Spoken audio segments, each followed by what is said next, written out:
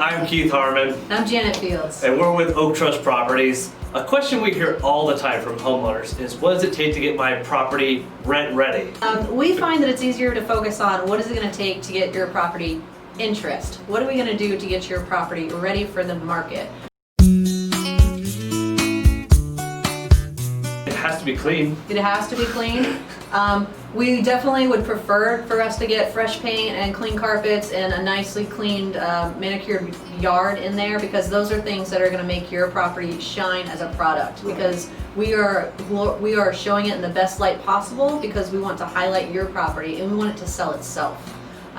So in order to do those things, we have to make sure that we get everything lined up. We have to get the property painted, we have to get it cleaned, we have to get your stuff out of the property, and we know that you have a timeline as well. So when we are in line and upfront about what we have to do to get the property ready and what you have to do to get out of the property so we can get it ready to market for you, that's the best way we can align, is when we share our timelines and our responsibilities.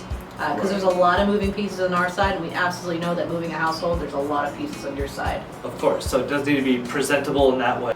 Well, if you have any questions about next steps, please feel free to reach out, give us a call, let us know how we can help. Sounds good. Thank you so much.